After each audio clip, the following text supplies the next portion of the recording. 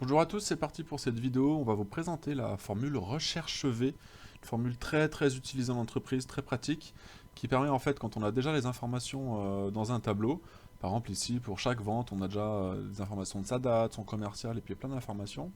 Ben, dans un autre tableau, par exemple l'administration des ventes, quand on va faire les numéros de facture et compagnie, en fait c'est en cliquant à partir du numéro de vente de devoir retaper à la main tout ça, alors qu'il connaît déjà les informations.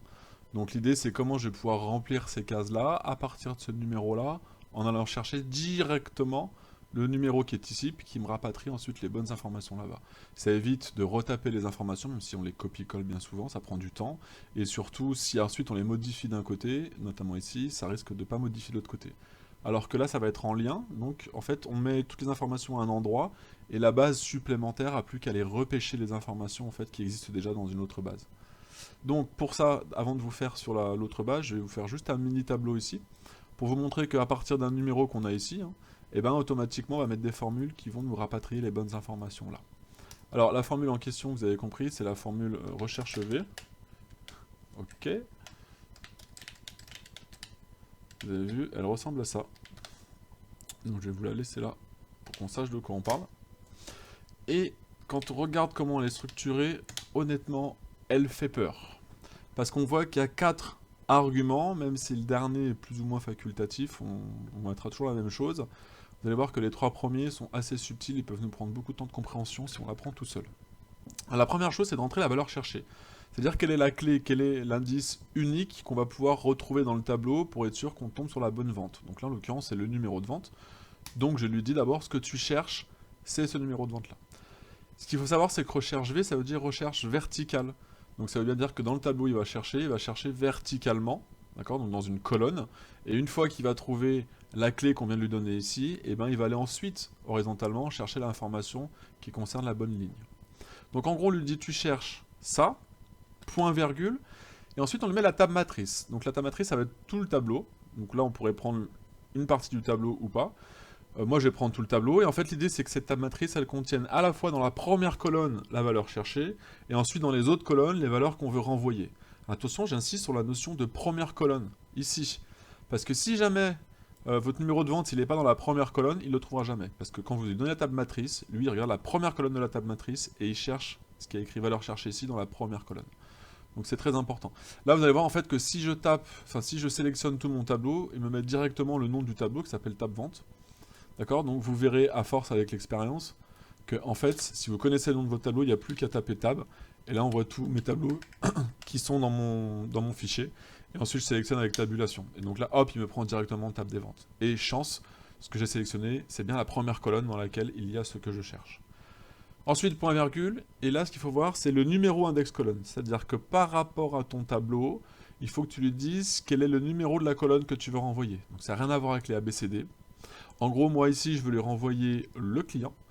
Donc, c'est ça un client, ouais. Donc je vais compter 1, 2, 3, 4, 5, 6. Donc en fait, par rapport au tableau que je lui ai envoyé, je veux qu'il me renvoie la 6e colonne.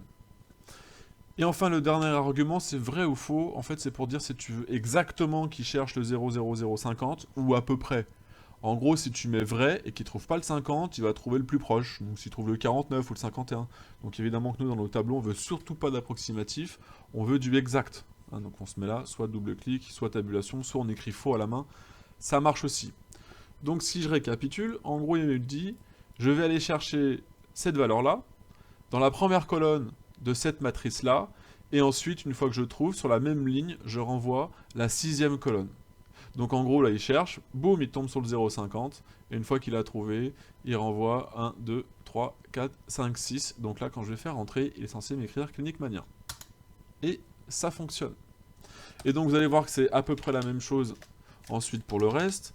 D'accord, je dis que je cherche ça dans mon table des ventes, tabulation, et ce coup-ci, c'est le commercial, donc c'est la colonne 3. Et toujours faux. Donc après, ça va assez vite une fois qu'on sait faire en fait. Je recherche ceci dans mon tableau des ventes. Et ce coup-ci, le montant hors taxe, on était à 6, 7, c'est ça, c'est la 7e colonne. On est bien d'accord. Et voilà. Et donc si je le fais sur admin des ventes, ça va être la même chose, sauf que ce qui va être magique, c'est qu'il va le mettre un petit peu partout. Donc d'abord, la date. Donc je lui dis qu'il faut qu'il recherche le numéro qui est ici. Et qu'il le cherche toujours dans mon table des ventes. Donc là, j'ai même pas besoin d'aller cliquer là-bas. Et ensuite, je veux la date. Et alors là, il faut savoir quelle est la colonne. Donc de mémoire, c'est la deuxième. Je vérifie pour être sûr. 1, 2, c'est bien la deuxième. D'accord. Donc ici, je lui dis que je veux la deuxième colonne et que je veux de l'exactitude. Et automatiquement, il me ramène toutes les dates qui sont là, que je peux mettre en format date directement.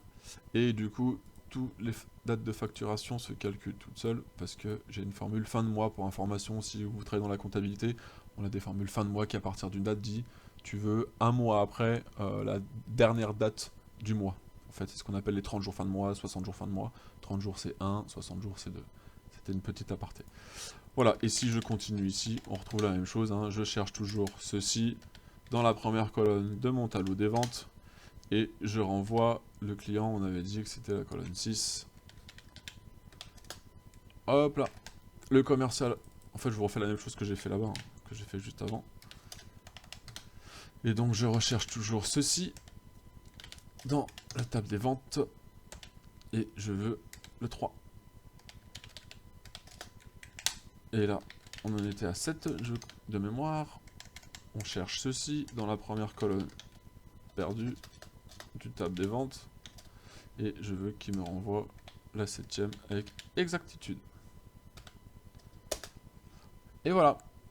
Vous savez à peu près ce qu'il y a à savoir sur la recherche V. Je vous redis, la plus grosse erreur quand on débute avec cette formule, c'est qu'on oublie que la valeur cherchée, il faut que ça corresponde à la première colonne du tableau des ventes. Et du coup, ça nécessite parfois de réarranger son tableau, soit de changer les colonnes de sens, soit de rajouter une colonne en début de tableau qui fait égale la colonne qui est plus loin pour rapatrier l'information pour qu'il la trouve. Voilà. Et si vous avez des questions, n'hésitez pas avec vos commentaires, vos mails et compagnie.